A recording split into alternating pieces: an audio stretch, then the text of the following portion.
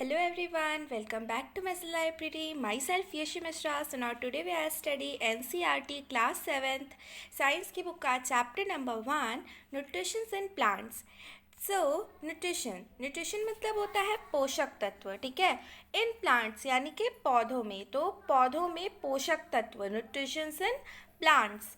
Now हम लोग पढ़ेंगे in class 6 you learn that food is essential for all living organism. Class 6 में आप लोगों ने पढ़ा था कि भोजन जितने भी जीव जंतु हैं उन सब के लिए क्या है, आवश्यक है, ज़रूरी है. You also learn that carbohydrates, protein, fats, vitamin and minerals are components of a food. और आप लोगों ने ये भी पढ़ा था कि जो कार्बोहाइड्रेट है, प्रोटीन है, फैट्स है, विटामिन है, मिनरल है, ये सारे फूड के क्या हैं, कंपोनेंट्स हैं. These components of food are called nutrients. So यही जो फूड के कंपोनेंट्स हैं इन्हें हम न्यूट्रिएंट्स कहते हैं. And are necessary for our body, और ये हमारे बॉडी के लिए क्या है, ज़रूरी हैं, नेसेसरी हैं. नेसेसरी मतलब ज़रूरी होता है, ठीक है. All living organism require food. जितने भी जीव जंतु हैं उन्हें भोजन की आवश्यकता है. रिक्वायर मतलब ज़रूरत है, आवश्यकता है. Plants can synthesize food for themselves but animals including human can not. पौधे जो कि अपना भोजन खुद बना सकते हैं, लेकिन जानवर जिसमें हमारा इंक्लूडिंग मतलब इंक्लूड है यानी कि शामिल है, जिसमें हमारा मनुष्य भी शामिल है, वो अपना भोजन खुद नहीं बना सकता है. They get it from plants और एनिमल्स दैट इट प्लांट्स. वो उसे प्लांट्स से पाता है या फिर एनिमल से पाता है जो कि प्लांट्स को ही खाते हैं. Thus human and animals are directly और इनडायरेक्टली डिपेंड ऑन प्लांट्स. तो बस जो हमारा ह्यूमन और जानवर है ये चाहे तो सीधे साधे यानी कि डायरेक्टली, या फिर घुमा फिरा के यानी कि इनडायरेक्टली किस पर डिपेंड है, पौधों पर. एक एग्जांपल मैं आपको बताती हूँ. जो हमारा मान लीजिए कि कोई भी जैसे डियर है, तो डियर एक एनिमल है, वो कैसे प्लांट्स पर डिपेंड हुआ, क्योंकि डियर क्या खाता है, प्लांट खाता है, ठीक है. और डियर को कौन खाता है, तो डियर को हमारा लॉयन खाता है. तो जो है एक टाइप से हम मतलब कि लोग जितने भी मनुष्य हैं, जीव जंतु हैं, ये सब किस पर डिपेंड है, पौधों पर ही डिपेंड है. अब कोई भी जानवर हुआ वो पौधों को खाता है और फिर उससे कोई दूसरा खाता है. तो शेर जो है, आप ये बोलेंगे कि शेर तो पौधा थोड़ी ना खाता है, लेकिन शेर डियर को खाता है. और डियर अगर पौधा ना खाए तो शेर उसे कैसे खा पाएगा, नहीं खा पाएगा. जब डियर रहेगा ही नहीं तो शेर उसे नहीं खा पाएगा, ठीक है. शेर भले ही कार्निवोर हो लेकिन तब भी वो पौधों पर इनडायरेक्टली रूप से डिपेंड है. और जो हमारा डियर है वो डायरेक्टली रूप से किस पर डिपेंड है, प्लांट्स पर. और इसी टाइप से ह्यूमन भी है. ह्यूमन अगर काऊ लोग ग्रास ना खाएं, और वैसे तो हम दोनों खाते हैं, हम ओमनीवोर हैं, हम जो है प्लांट्स भी खाते हैं और जो है जानवरों को भी खाते हैं, लेकिन वो जो जानवर हैं वो भी तो प्लांट्स से खाते हैं, ठीक है. तो ये बात समझ में आ गई. नेक्स्ट हम लोग देखते हैं, यहाँ पे लिखा है Boojho wants to know how plants prepare their own food. तो भूजो ये जानना चाहता है कि जो पौधे हैं ना वो अपना भोजन खुद कैसे बनाते हैं. सो यहाँ पर अब हमें mode of nutrients in plant बताया हुआ है. Plants are the only organism that can prepare food for themselves by using water, carbon dioxide and mineral. तो प्लांट्स जो है वो एक ऐसे ऑर्गेनिज्म हैं जो कि अपना जो फूड है ना उसे खुद प्रिपेयर करते हैं. किसकी मदद से प्रिपेयर करते हैं, water, carbon dioxide and minerals. The raw materials are present in their surroundings. जो भी रॉ मटेरियल्स यानी कि रॉ मतलब कच्चे, तो जो भी कच्चे मटेरियल्स उनके अराउंड प्रेजेंट होते हैं वो जो है उन्हीं का यूज़ करके अपना भोजन बनाते हैं, ठीक है. अभी जो है कुछ लोगों के दिमाग में ये क्वेश्चन ज़रूर आया होगा कि हम भी तो अपना खाना खुद बनाते हैं तो हम क्यों नहीं हैं. लेकिन नहीं, हम अपना खाना बनाते नहीं हैं, हम अपना खाना सिर्फ पकाते हैं. हम उसे ख़रीदा और हमने उसे पका दिया, बस. हम उसे पौधों से पाते हैं, ठीक है. तो हम जो है, जो हमारा खाना है उसे बनाते नहीं हैं, उसे पकाते हैं. बनाने वाले तो कौन है, पौधे हैं. सो इसीलिए जो पौधे हैं वही सिर्फ ऐसे एक ऑर्गेनिज्म हैं जो कि अपना खाना बनाते हैं, बाकी सब तो उनका बना बनाया हुआ भोजन खाते हैं, ठीक है. आगे देखते हैं हम लोग। The nutrients enable living organisms to build their bodies, to grow, to repair damaged parts of their bodies and provide the energy to carry out life processes. सो जो न्यूट्रिएंट हैं वो लिविंग ऑर्गेनिज्म को अपनी जो बॉडी है, अपना जो शरीर है, उसे बनाने में हेल्प करती है। और क्या करता है, उनकी बॉडी को ग्रो करने में, और जो भी मतलब कहीं पे किसी को चोट लग गई तो वही मतलब कि जो हमारे न्यूट्रिएंट्स हैं वो यूज़ होंगे और उसी से हमारा जो डैमेज पार्ट होगा बॉडी का वो रिपेयर होगा। ठीक है।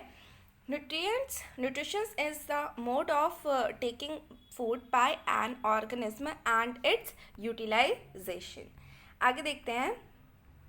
The mode of nutrients in which organisms make food themselves for simple substances is called autotrophic. So ऐसे mode of nutrient जिसमें जो organism होते हैं वो अपना जो भोजन होता है वो खुद प्रिपेयर करते हैं, उन्हें हम ऑटोट्रॉफिक कहते हैं। ऑटोट्रॉफिक मतलब ऑटो मतलब सेल्फ और ड्रॉप्स मतलब नरिशमेंट, यानी कि न्यूट्रिएंट्स मतलब खुद से बनाने वाले।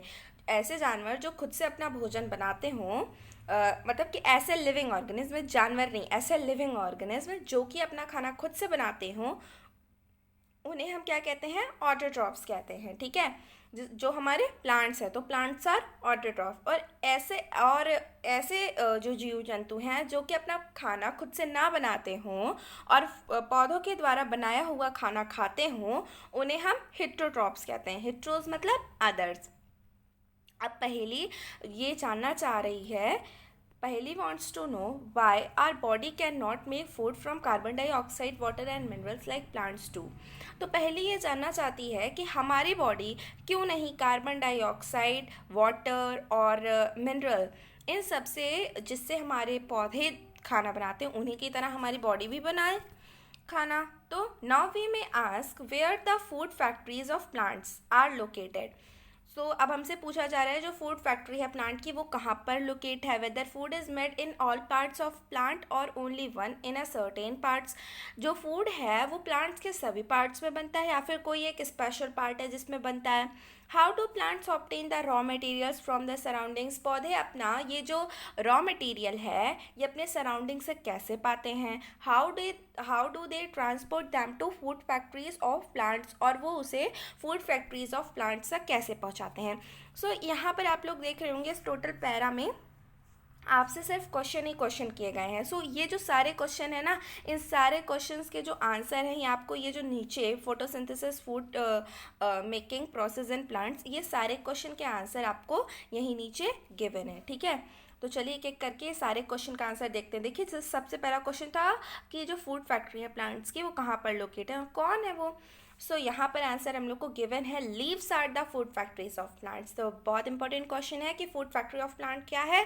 सो लीव जो है हमारा वो फूड फैक्ट्री ऑफ प्लांट है। ठीक है।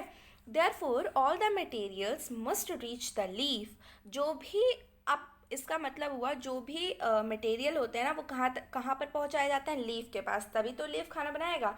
जब तक लीफ के पास खाना ही नहीं पहुँचाया जाएगा, मतलब रॉ मटेरियल्स नहीं पहुँचाए जाएंगे, तो वो खाना कैसे बनाएगा। ठीक है। तो जो रॉ मटेरियल्स होते हैं ना वो किस तक पहुँचाए जाते हैं, लीफ तक पहुँचाए जाते हैं। Water and mineral present in the soil absorbed by the roots and transported to the leaves.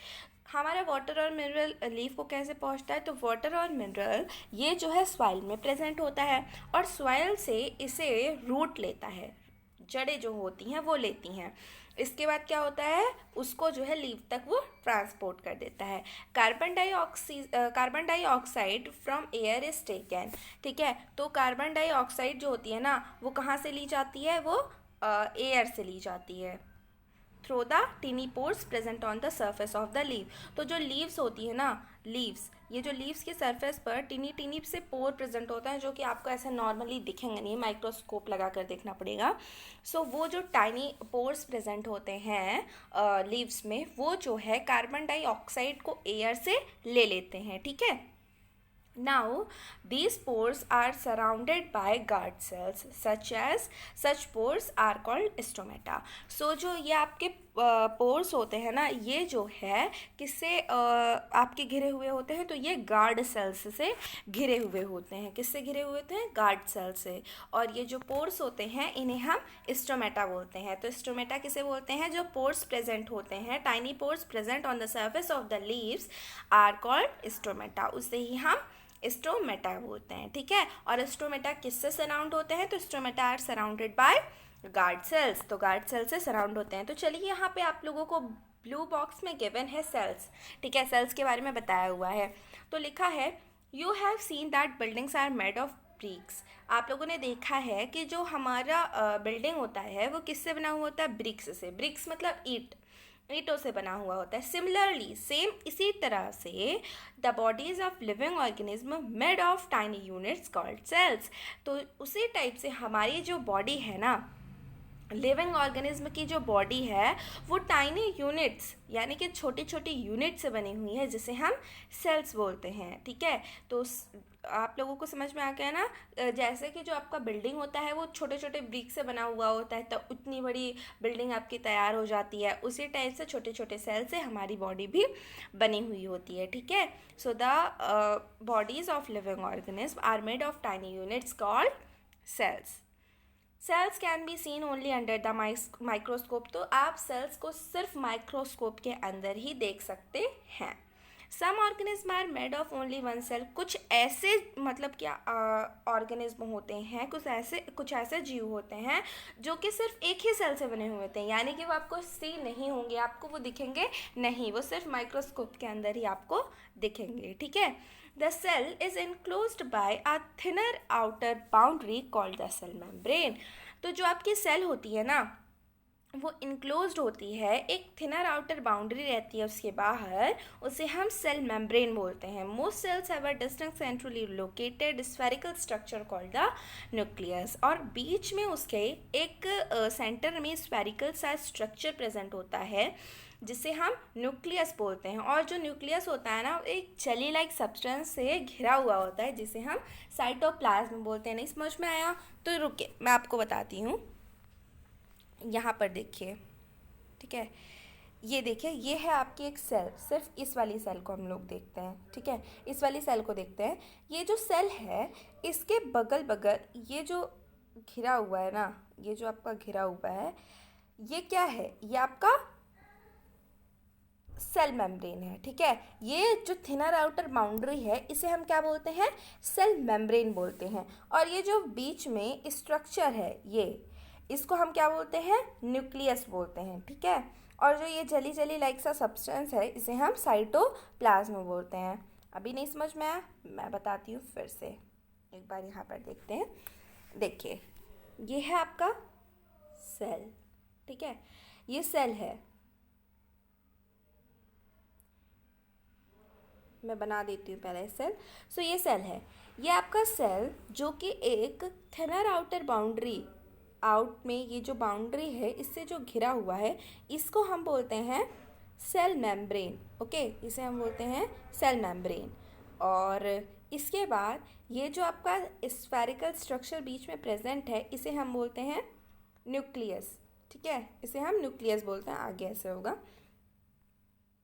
इसके बाद ये जो आपका बीच में जली सा सब्सटेंस होता है इसे हम क्या बोलते हैं? साइटोप्लाज्म. सेल के बारे में आप लोग क्लास 8 में पढ़ेंगे. ओके. नाउ यह चीज़ आपको आई होप समझ में आ गई होगी.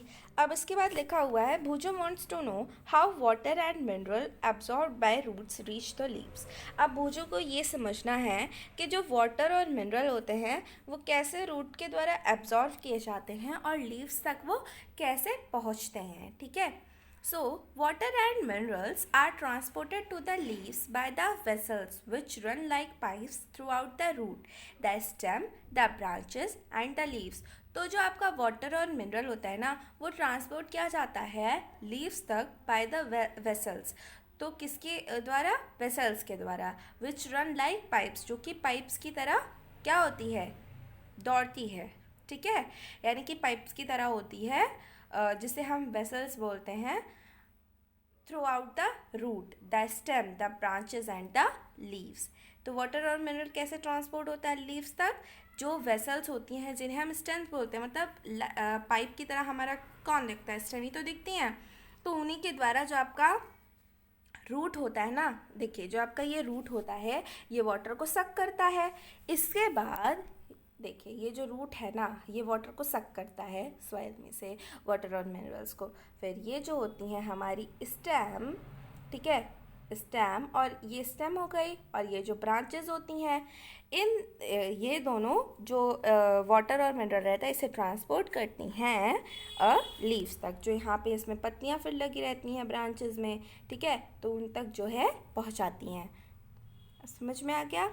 दे फॉर्म अ कॉन्टिन्यूस पाथ और passage for the nutrients to reach the leaf. तो इनका एक कॉन्टिन्यू पाथ होता है जिसे आप पैसेज भी बोल सकते हैं न्यूट्रिएंट को पहुंचाने का लीफ तक, ठीक है, ये समझ में आ गया। दे आर कॉल्ड वेसल्स, उन्हें ही हम वेसल्स बोलते हैं। वैसे वेसल्स मतलब बर्तन होता है, ठीक है, वेसल्स मतलब बर्तन होता है, मतलब बर्तनों की ही तरह तो एक टाइप से काम करते हैं, एक कंटेनर से दूसरे कंटेनर में डालना। You will learn more about transport of materials in plants in chapter 11। तो chapter 11 में आप इसके बारे में और ज़्यादा जानेंगे।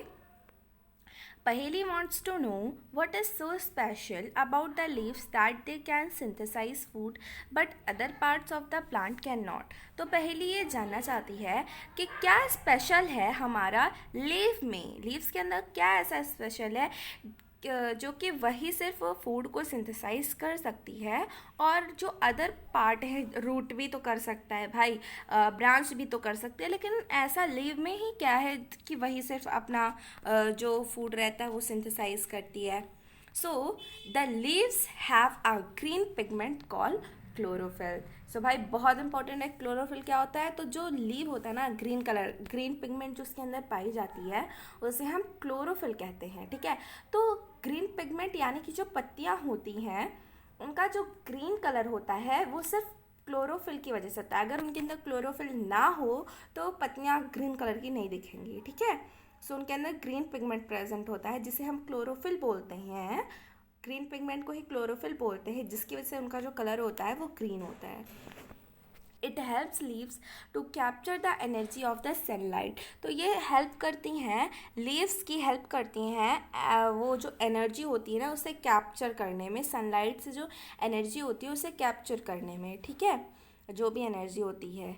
This energy is use to synthesize prepare food from carbon dioxide and water. तो यही हेल्प करती हैं, यही जो एनर्जी होती हैं ये हमारी हेल्प करती हैं प्रिपेयर करने में। सिंथेसाइज मतलब प्रिपेयर होता है, ठीक है, तो प्रिपेयर यानी कि तैयार करना फूड, भोजन को कार्बन डाइऑक्साइड और वाटर से प्रिपेयर करने में जो हमारी सनलाइट की एनर्जी होती हैं वो हेल्प करती हैं, राइट।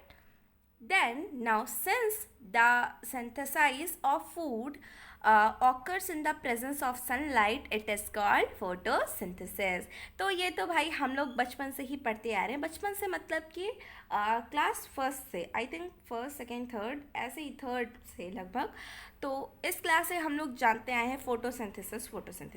फोटोसिंथेसिस मतलब होता है प्रकाश संश्लेषण। प्रकाश संश्लेषण यानी कि जो आपका सन लाइट जब पड़ती रहती है, सन निकला रहता है, उस समय जब खाना बनाते हैं पौधे तो वही बस प्रोसेस होती है फोटोसिंथेसिस। फोटो यानी कि लाइट, सिंथेसिस टू कंबाइन, ठीक है।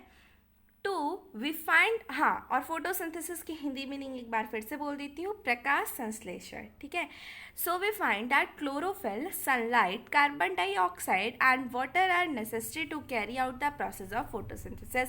सो अब हम लोग तो ये जान ही गए हैं कि जो क्लोरोफिल होता है और सनलाइट होती है, कार्बन डाइऑक्साइड और वाटर जो होता है, ये नेसेसरी होता है फोटोसिंथेसिस की प्रोसेस के लिए। It is a unique process on that. ये अर्थ पर ना एक बहुत ही यूनिक प्रोसेस है। The solar energy is captured by the leaves and store in the plant in the form of food. तो जो सोलर एनर्जी होती है ना वो कैप्चर की जाती है लीव्स के द्वारा, जो भी लीव्स के द्वारा कैप्चर की जाती है जो सोलर एनर्जी होती है, and store in the plants, और जो प्लांट्स होते हैं उसके अंदर स्टोर कर दी जाती है फूड के फॉर्म में, ठीक है। Thus, sun is the ultimate source of energy for all living organism. तो बस जो हमारा सूरज है ना, उसकी मतलब जो एनर्जी है, सोर्स ऑफ एनर्जी है सन से, वो एक अल्टीमेट सोर्स ऑफ एनर्जी है सभी लिविंग ऑर्गेनिज्म, सभी जीवित जंतुओं के लिए, ठीक है. Can you imagine life on the earth in the absence of photosynthesis. तो क्या आप इमेजिन कर सकते हैं, कल्पना कर सकते हैं कि बिना फोटोसिंथेसिस की प्रोसेस के अर्थ पर जीवन कैसा होगा. In the absence of photosynthesis there would not be any food. अगर फोटोसिंथेसिस की प्रोसेस नहीं होगी तो कोई खाना नहीं होगा. जैसे कि प्लांट्स हैं, अगर फोटोसिंथेसिस की प्रोसेस नहीं करेंगे तो फिर वो फोटोसिंथेसिस प्रोसेस नहीं करेंगे तो वो खाना नहीं बना पाएंगे, फिर वो जीवित भी नहीं रहेंगे. और जब वो जीवित नहीं रहेंगे तो फिर हमारी तो बात ही छोड़ दीजिए, हम कहाँ से रहेंगे, खाना ही नहीं रहेगा. The survival of almost all living organisms directly or indirectly depends upon the food made by the plants. तो सीधे साधे घुमा फिरा के हमारा जो भोजन होता है ना, हम जो है सीधे साधे घुमा फिरा के किस पर डिपेंड होते हैं, पौधों के भोजन पर. Besides oxygen which is essential for the survival of all living organism is produced during photosynthesis. फिर हाँ, बिना इसके अतिरिक्त, बिसाइड्स मतलब होता है इसके अतिरिक्त, ठीक है. बिसाइड मतलब बिसाइड्स, बिसाइड और बिसाइड्स दोनों में काफ़ी ज़्यादा डिफरेंस है. एक चीज़ मैं बता देती हूँ, अगर बिसाइड ही रहता है, ठीक है, ई तक ही रहता है, उसका मीनिंग अलग हो जाएगा, बगल में. बिसाइड मतलब इसके बगल में, और बिसाइड्स मतलब के अतिरिक्त, यानी कि इसके अलावा. इसके अलावा जो हमारा ऑक्सीजन है ना, जो कि हमारे सर्वाइवल के बहुत ज़्यादा ज़रूरी है. आप बोल दो कि जो है पौधे नहीं रहेंगे तो क्या होगा, हम किसी ना किसी तरह जीवित रह देंगे, खाने की हमको उतनी ज़रूरत नहीं है, पानी से जीवित रह लेंगे और किसी चीज़ों से जीवित रह लेंगे. लेकिन ऐसे कोई वो नहीं है. अगर आपका पौधे ही नहीं रहेंगे तो जो ऑक्सीजन होती है ना, वो फोटोसिंथेसिस के प्रोसेस के दौरान ही हमें मिलती है. जब फोटोसिंथेसिस की प्रोसेस होती है ना, तभी हम लोग जो है, तभी ऑक्सीजन प्रोड्यूस होती है, क्योंकि पौधे ही ऑक्सीजन प्रोड्यूस करते हैं फोटोसिंथेसिस की प्रोसेस में. सो बिना फोटोसिंथेसिस की प्रोसेस के हम जीवित नहीं रह सकते हैं, ठीक है. इन the absence of photosynthesis life would be impossible on the earth. तो बिना फोटोसिंथेसिस के हमारे जो लाइफ है ना, वो अर्थ पर इम्पॉसिबल है, नामुमकिन है.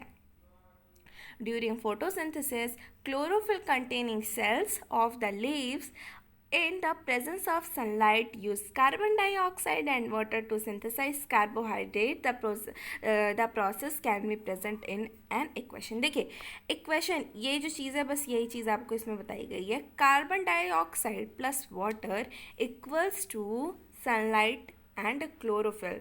सो equals to carbohydrate plus oxygen.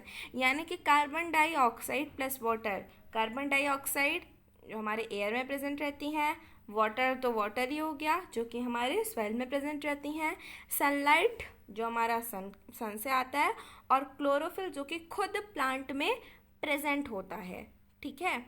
तो जो है मतलब जो ग्रीन पिगमेंट होता है लीव्स में प्रेजेंट होता है, तो जो ग्रीन पिगमेंट होता है वही चीज़ क्लोरोफिल. तो ये सारी चीज़ें तो जो है कार्बन डाइऑक्साइड हुई, वाटर हुई, सनलाइट, क्लोरोफिल, इन सब को मिलाने से ना किस चीज़ की उत्पन्न होता है, क्या किस चीज़ की उत्पत्ति होती है, ठीक है. तो carbohydrate plus oxygen, carbon dioxide plus water, sunlight upon chlorophyll equals to carbohydrate plus oxygen, ठीक है. ऑक्सीजन फोटोसिंथेसिस की प्रोसेस में ही होता है. तो फोटोसिंथेसिस की प्रोसेस के लिए सारी चीज़ें ज़रूरी हैं. ये चीज़ें समझ में आ गई. आई होप इतनी सारी चीज़ें आप लोग को समझ में आ गई होंगी. नाउ ये देखिए, इधर आपको पूरा बताया हुआ है. लाइट आपको सन से मिल रही है, ठीक है.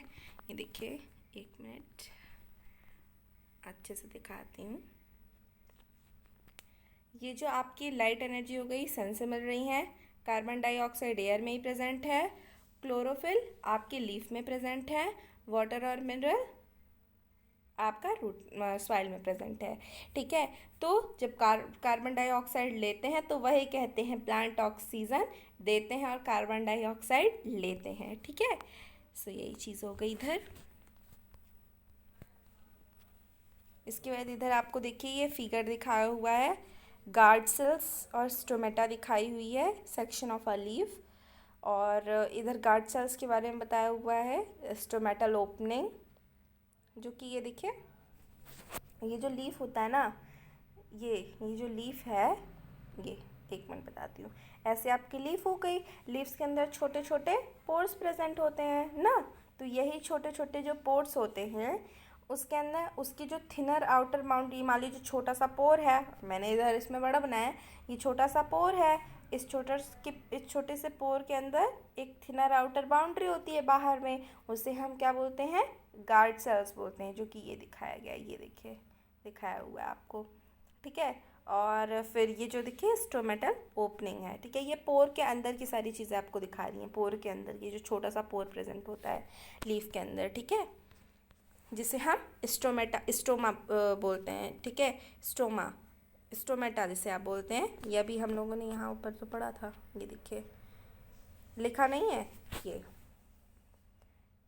The pores such surrounded by guard cells, such pores are called stomata. उन्हें ही हम, जो पोर्स होते हैं टाइनी टाइनी पोर्स ना, उन्हें ही हम स्टोमेटा बोलते हैं। लेकिन वो आपको किसके अंदर दिखेंगे भाई, माइक्रोस्कोप के अंदर, तो भाई ये सब भी देखना बहुत ज़्यादा मुश्किल हो जाएगा। ओके, अब यहाँ से देखते हैं। During the process oxygen is released, the presence of starch in leaves indicates the occurrence of photosynthesis. Star is also a carbohydrate. Okay, now तो इस प्रोसेस के अंदर आपका क्या होता है, ऑक्सीजन रिलीज होता है, और जो आपका स्टार्च होता है ना, उसे कार्बोहाइड्रेट कहते हैं। स्टार्च जो है उसको हम कार्बोहाइड्रेट भी कहते हैं, ठीक है, दोनों चीज़ कहते हैं। Boojho has observe some plants with deep red, violet or brown leaves. He wants to know whether these leaves also carry out photosynthesis. तो वो बोलता मतलब भूजो जो है ये ऑब्जर्व करना चाहता है कि कुछ जो प्लांट्स होते हैं ना, वो रेड कलर के भी होते हैं, वायलेट कलर के भी होते हैं और ब्राउन कलर के भी होते हैं। जो कुछ प्लांट्स होती हैं उनकी जो लीव्स होती हैं वो रेड कलर की होती हैं और वायलेट कलर की होती हैं, बहुत सारे कलर्स में होती हैं। ही वॉन्ट्स टू नो, वो ये जानना चाहता है कि क्या वो भी फोटोसिंथेसिस की प्रोसेस वो कैरी आउट करती हैं। तो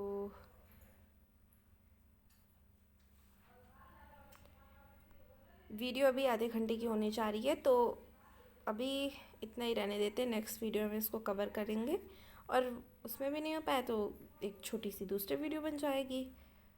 तो अभी इसमें कुछ ज़्यादा हो गया है। तो so guys, thank you for watching this video बताइएगा कैसी लगी। वीडियो अच्छी लगी तो वीडियो को लाइक करिए, चैनल को सब्सक्राइब करिए और अपने फ्रेंड्स के साथ शेयर करिए। Thank you so much.